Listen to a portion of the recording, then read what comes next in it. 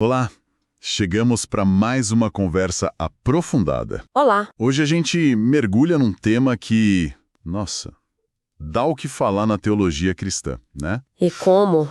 A eleição, muitas vezes chamada também de predestinação, é um assunto, assim, denso, cheio de nuances. Com certeza. Nossa base para essa exploração hoje é o capítulo 18 do livro Teologia Sistemática ao Alcance de Todos. Uma ótima fonte, bem completa nesse ponto. A ideia é entender o que essa doutrina realmente significa, de onde ela vem na Bíblia, segundo o livro, claro, as diferentes formas de ver isso e o que muda na prática para quem acredita. Isso. E um ponto de partida interessante que a fonte traz é que a eleição seria o primeiríssimo passo, bem no começo daquilo que chamam de ordem da salvação, a Ordo Salutis. Exato. Basicamente, a sequência de como Deus aplicaria a salvação a cada pessoa, né? É isso aí. E olha, é um tema com uma bagagem histórica enorme, sabe? Palco de debates, assim, acalorados por séculos. Imagino. E é bom já situar uma coisa. Essa escolha divina, a eleição, ela teria acontecido antes de tudo, antes da criação. Lá atrás mesmo. Mas, na organização do pensamento teológico dessa fonte, ela é vista como ponto de partida de como Deus age com graça para conosco, na aplicação da salvação ao longo do tempo. Entendi a colocação. Isso já nos joga direto no coração da questão, a soberania e a graça de Deus. Certo. Então vamos tentar desembrulhar isso. A definição que o material traz para eleição é mais ou menos assim. É o ato de Deus, lá atrás, antes do mundo existir, de escolher algumas pessoas específicas para serem salvas. E aqui vem o ponto nevrálgico, né? Essa escolha não teria nada a ver com algum mérito que Deus previu nessas pessoas. Não mesmo. Nada de mérito. Seria baseada unicamente na vontade soberana dele. Ponto. Exato. Soberania divina pura. E o termo predestinação? O livro diz que é algo mais amplo. Isso. Englobaria tanto a eleição, que é para os salvos, quanto a reprovação, que seria para os não salvos. Entendi. E tem uma coisa sobre dupla predestinação. Sim, é curioso como o texto evita usar essa expressão. A preocupação ali parece ser que esse termo, dupla predestinação, sugira de Deus age de forma idêntica, sabe? Como se fosse um espelho, ao eleger e ao reprovar. Há uma simetria que não existe. Exatamente. O argumento é que não é bem assim. Existem diferenças importantes na forma, na causa dessas duas ações divinas. Algo que a gente vai ver mais pra frente com mais calma. Tá legal. Mas voltando à eleição, essa ideia de ser antes da criação do mundo é forte, né? Sem dúvida. O que é fascinante aqui é como isso coloca toda a base da salvação na iniciativa de Deus, sabe? Totalmente fora do alcance de qualquer mérito ou resposta humana inicial. Tira o foco da gente, né? Totalmente. E reforçando o que você disse, embora seja um ato eterno lá de trás, ele é o ponto de partida no plano divino para a salvação que vai se desenrolando no tempo. Certo. E essa ordem da salvação, você mencionou que a eleição é só o começo. Isso. Só para dar uma ideia do caminho completo, essa Ordo Salutis descrita no livro seguiria com a chamada eficaz pelo Evangelho, depois a regeneração, que é o novo nascimento espiritual, aí vem a conversão, que envolve fé e arrependimento, né? A justificação, ser declarado justo diante de Deus. Ok. A adoção, quando a pessoa entra para a família de Deus, a santificação, que é aquele processo de crescimento em santidade. Um processo contínuo. Contínuo. A perseverança, que é continuar na fé até o fim. A morte, como passagem para a presença de Deus. E, por último, a glorificação, recebendo um corpo glorificado. Uau! É uma sequência em tanto. Uma jornada completa. Exatamente, começa antes do tempo e vai até a eternidade futura. E onde o Novo Testamento entraria para sustentar essa ideia inicial, a da eleição? O livro cita várias passagens, né? Sim, a argumentação se apoia bastante em textos bíblicos. Por exemplo, lá em Atos dos Apóstolos, capítulo 13, versículo 48. O que diz lá? Falando sobre a pregação aos gentios, Lucas registra que creram todos os que haviam sido designados para a vida eterna. É uma afirmação quase casual, mas muito direta. Designados para a vida eterna. Puxa, tem aquela famosa cadeia dourada em Romanos 8, né? Versículos 28 a 30. Ah, sim, clássica. Parece uma corrente inquebrável, né? Ligando o passado eterno ao futuro eterno. Exato. Paulo descreve ali um processo totalmente coeso e garantido por Deus do início ao fim. A ideia transmitida é de segurança para os que foram chamados. É forte? Muito forte. Outro exemplo marcante que o material destaca é Romanos 9, com Jacó e Esaú. Sim, esse é um texto-chave. A escolha divina teria acontecido antes deles nascerem, ou fazerem qualquer coisa, boa ou má, a fim de que o propósito de Deus, conforme eleição, permanecesse não por obras, mas por aquele que chama. Nossa, a ênfase na soberania divina que é gritante. Sim, esse é um pilar da argumentação de Paulo nesse trecho específico, né? Ele está explicando a ação soberana de Deus na história de Israel e, por extensão, na salvação. E não para por aí, né? O livro menciona Efésios 1, versículos 4 a 6. Outro texto fundamental. Onde Paulo diz que Deus nos escolheu nele, Cristo, antes da criação do mundo. Em amor nos predestinou, conforme o bom propósito da sua vontade. A linguagem é muito clara, né? Escolha, predestinação, vontade divina. E cita várias outras passagens, em Romanos 11, falando do remanescente de Israel, nas cartas aos Tessalonicenses, a Timóteo, todas reforçando essa ideia de uma escolha divina que antecede a resposta humana e não se baseia nela. Uhum. Até no Apocalipse, capítulos 13 e 17, faz uma distinção, né, entre os que adoram a besta e aqueles cujos nomes estão escritos no livro da vida desde a criação do mundo. Exato. O interessante, como o livro aponta, é notar como essa ideia aparece em diferentes autores, diferentes contextos do Novo Testamento. Não é algo isolado. Pois é, e é crucial entender como esses textos apresentam a doutrina, segundo a análise feita. Não é só uma teoria fria, abstrata. Como assim? Primeiro, ela aparece como fonte de consolo. Lembra da passagem de Romanos 8 que você mencionou, versículos 28 a 30? Sim, a cadeia dourada. Então, ela é usada justamente para assegurar aos cristãos que Deus está no controle, que Ele age para o bem deles, porque existe um plano eterno por trás de tudo. Conhecer, predestinar, chamar, justificar e glorificar. Saber disso traria segurança e conforto no meio das dificuldades da vida. Faz todo sentido. A intenção não seria gerar medo, mas fortalecer a fé dos que já creem, dar segurança. Exatamente. Não é para assustar, é para consolar. Em segundo lugar, a doutrina é apresentada como motivo para louvor. Louvor. Sim. Em Efésios 1, Paulo explode em louvor pela gloriosa graça de Deus ao nos escolher. Em Tessalonicenses, ele agradece a Deus pela eleição dos irmãos. A lógica aqui é: se a salvação depende, em última instância, da escolha de Deus e não de nós... Então a glória dele. Exatamente. Toda a glória, todo o louvor, toda a gratidão devem ser direcionados a Ele. Isso meio que diminuiria o orgulho humano, sabe? Se a iniciativa fundamental é divina, o mérito e o aplauso são para Deus. Ok, entendi. E terceiro, algo que pode surpreender alguns. A eleição é vista como um incentivo ao evangelismo. Opa, peraí. Incentivo? Geralmente se pensa o contrário, né? Pois é. Mas olha o que Paulo diz em 2 Timóteo 2,10. Algo como: suporto tudo por causa dos eleitos, para que também eles alcancem a salvação. Ou seja, para Paulo, saber que Deus tinha seus eleitos não fez cruzar os braços. Pelo contrário, deu a ele a certeza de que seu trabalho, seu sofrimento na pregação não seriam inúteis. Porque alguém responderia. Alguém, os eleitos, certamente responderia à mensagem.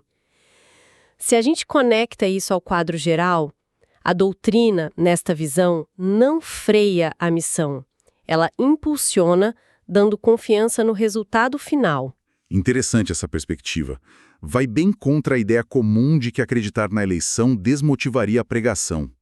O argumento aqui, usando Paulo, é justamente o oposto. É uma visão contraintuitiva, para muitos, mas bem fundamentada no texto, segundo a fonte. Mas vamos entrar nos terrenos mais espinhosos, digamos assim. Os equívocos e as objeções. Um erro comum que o livro aponta é achar que eleição é tipo fatalismo ou mecanicismo, Ah, sim. Aquela impressão de que as pessoas são só marionetes, né? e que as escolhas não importam, de verdade. Exato. E o texto rebate isso forte. Argumenta que a eleição é obra de um Deus pessoal, que se relaciona com criaturas pessoais. Não é um sistema impessoal. Não. E as escolhas humanas são apresentadas nas escrituras como genuínas, voluntárias, sabe? Com consequências reais e eternas. Uhum. O material cita aqueles convites abertos no Evangelho como "Venham a mim todos", de Mateus 11, 28, ou "Quem quiser, beba de graça", lá em Apocalipse 22, 17. E também a responsabilidade pela incredulidade, em João 3, 18. A responsabilidade humana é afirmada.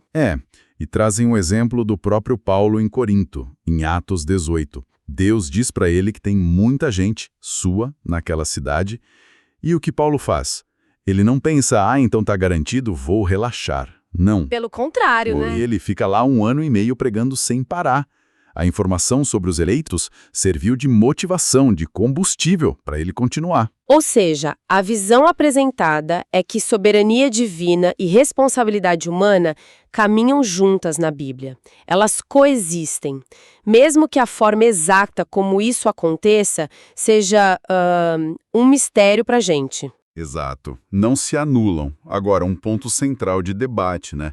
Aquela ideia de que Deus escolhe baseado na presciência da fé. Ah, essa é clássica. Deus teria olhado para o futuro, visto quem ia crer e escolhido essas pessoas. Isso. E o material rejeita essa visão, com vários argumentos.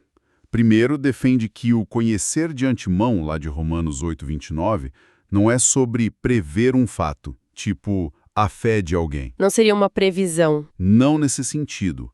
Seria sobre um conhecimento relacional, um amor, uma escolha prévia direcionada a pessoas. Citam outros textos onde conhecer tem essa conotação de relacionamento íntimo, salvífico, sabe? Entendi.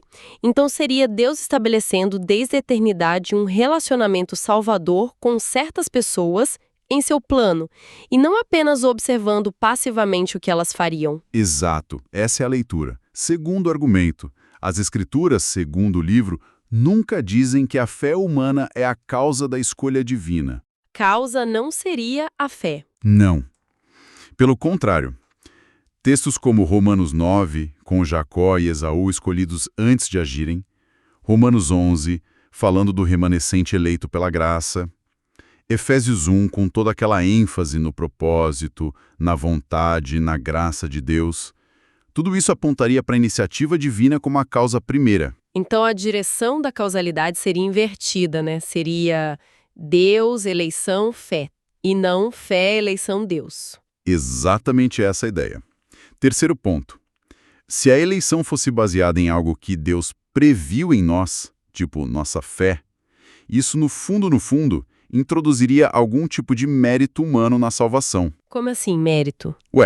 Se a diferença final entre quem crê e quem não crê está na própria pessoa, na sua decisão de crer, então essa pessoa teria sim do que se orgulhar, nem que fosse um pouquinho.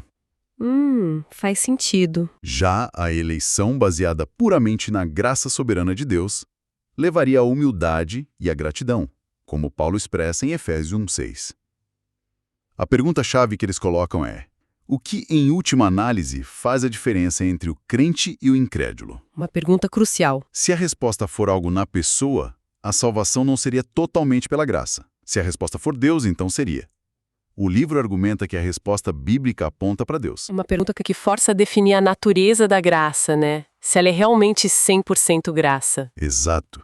E por último, eles questionam se essa ideia de presciência da fé realmente resolveria a questão da liberdade e da soberania. O argumento é, se Deus simplesmente prevê que alguém vai crer, esse evento já estaria de certa forma fixado no futuro para que ele pudesse prevê-lo, certo? Para ser previsível tem que ser certo o que vai acontecer. Pois é. E se não foi Deus quem determinou isso soberanamente, teria sido o quê?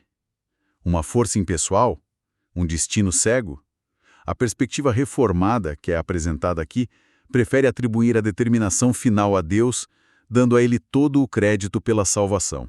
Entendi. Atribuir a Deus em vez de a um destino ou ao próprio indivíduo isolado. Isso. Por tudo isso, a conclusão do material é que a eleição é incondicional. Não depende de nada que Deus tenha previsto em nós. É o U, eleição incondicional, do famoso acrônimo TULIP, que resume os pontos centrais do calvinismo, segundo essa leitura. Ok, então essas foram as respostas aos equívocos comuns. Agora vamos às objeções diretas, aquelas que são frequentemente levantadas contra essa doutrina mesmo, e como o texto as aborda. A primeira é clássica.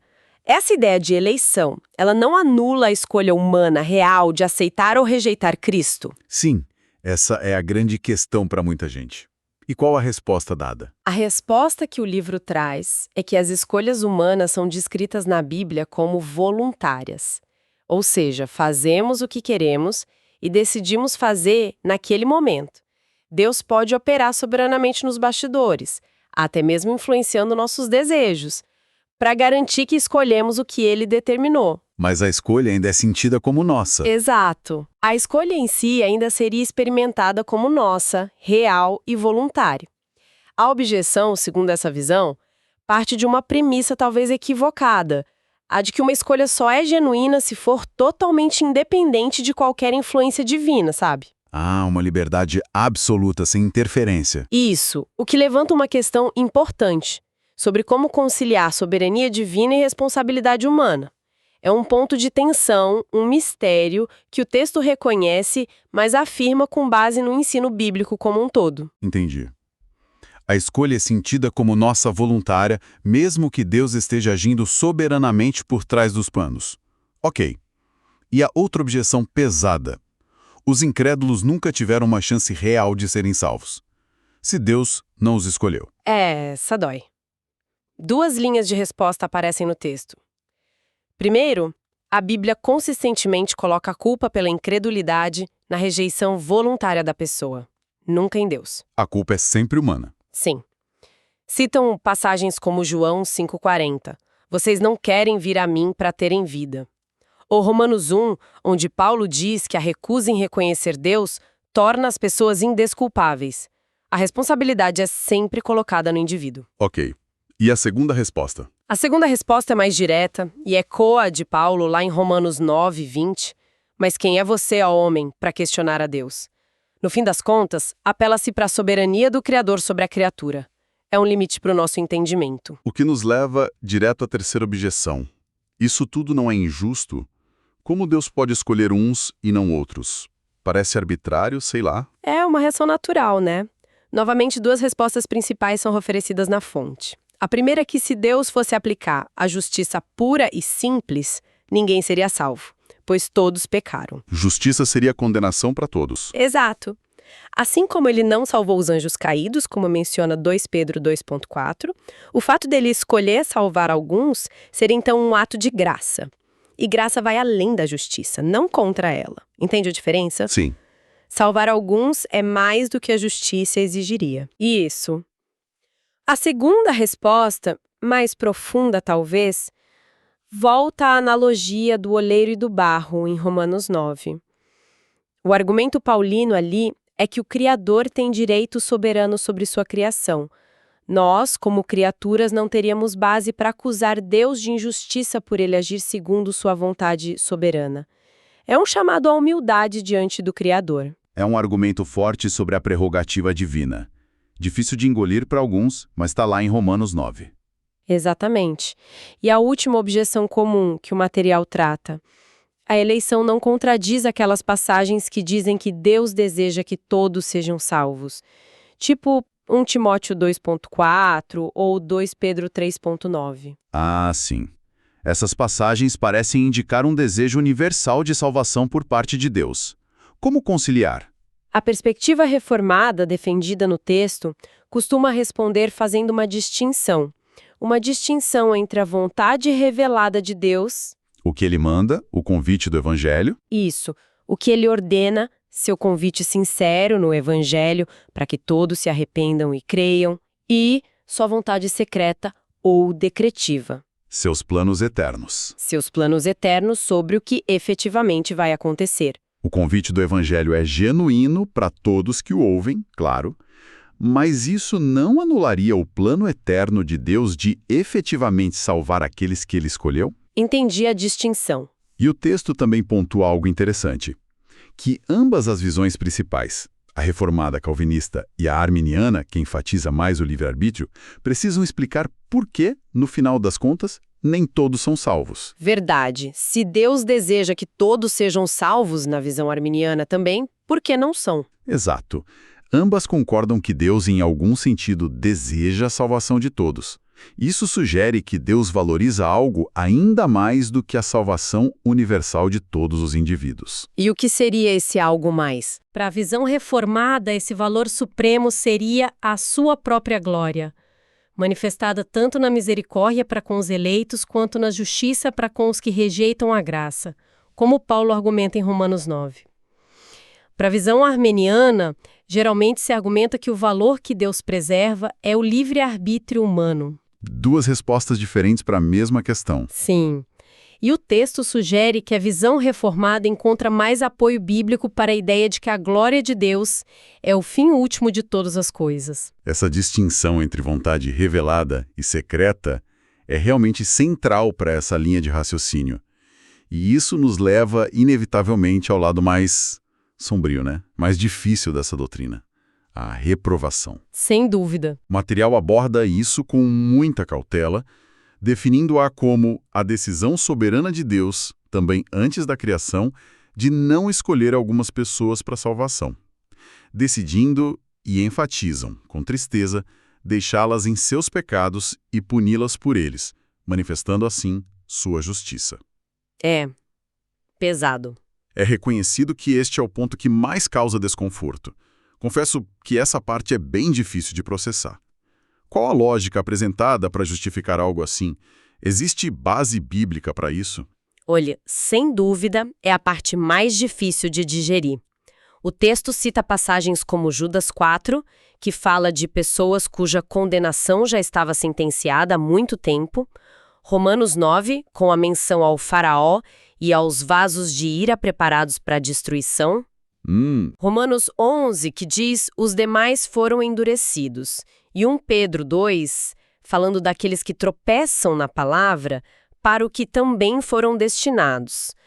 A atitude que o material recomenda não é tentar mudar o que está escrito, nem suavizar demais. Mas aceitar. Buscar aceitar a justiça e a soberania de Deus mesmo em doutrinas que nos parecem duras ou nos causam temor. Quanto ao propósito da reprovação, segundo essa visão, seria duplo.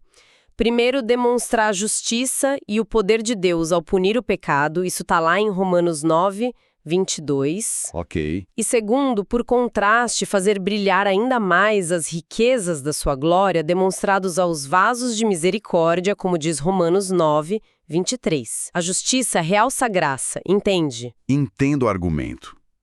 Mas olha só, a distinção que fazem entre eleição e reprovação é bem marcada, né? Não é simplesmente o outro lado da moeda agindo da mesma forma. Exatamente, o texto enfatiza muito essas diferenças cruciais. É importante não confundir. Primeiro, a emoção divina associada. A eleição é vista como algo que flui do amor e do prazer de Deus, algo que gera louvor. Já a reprovação, embora justa, é associada à tristeza divina pela perdição do ímpio. Citam Ezequiel 33, 11, onde Deus diz não ter prazer na morte do ímpio. Ok, uma diferença de sentimento divino, digamos. Isso. Segundo, a causa. A causa última da eleição está somente em Deus e sua graça soberana. Já a causa da condenação final, a reprovação, manifesta está no pecado e na rejeição voluntária da pessoa. Citam João 3,18, 19, 5,40. A culpa da condenação é do pecado humano. Exato. Terceiro, a base. A eleição se baseia na graça totalmente merecida.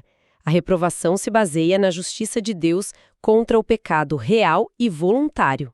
Graça versus justiça? Perfeito. É por causa dessas assimetrias, dessas diferenças, que o termo dupla predestinação é considerado impreciso por essa linha teológica, porque ele pode dar a entender que Deus age da mesma forma, positiva e ativa, tanto para salvar quanto para condenar.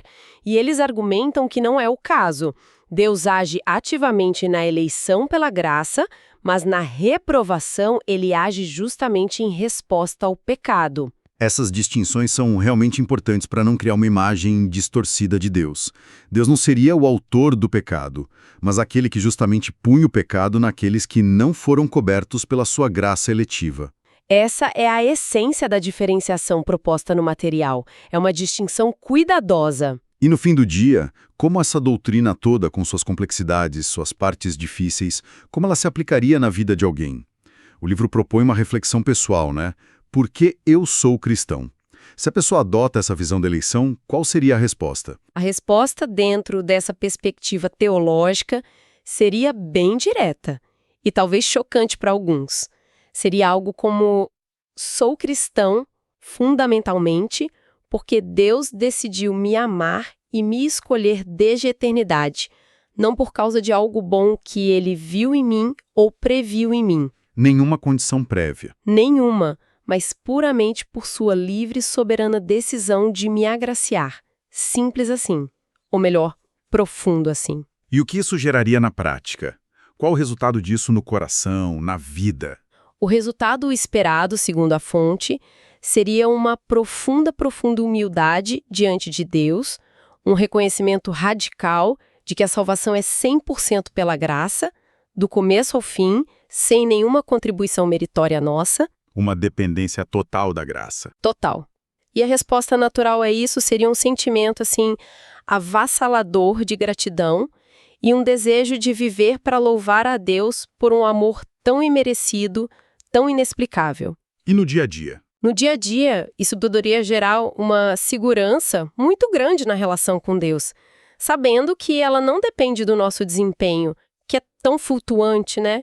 Mas depende da decisão eterna dele.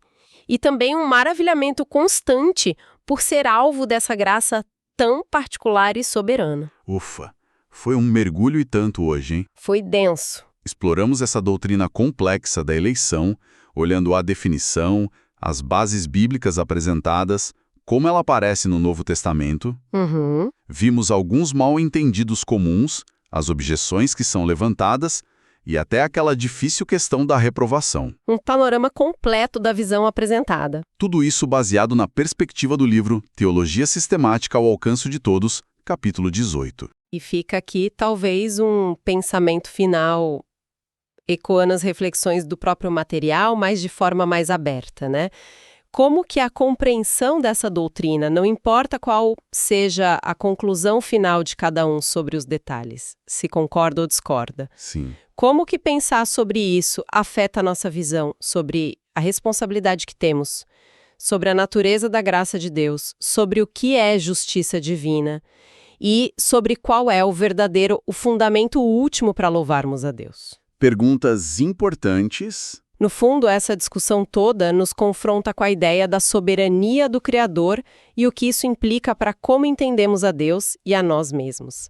É algo para se pensar seriamente. Uma provocação importante para a gente continuar pensando, sem dúvida.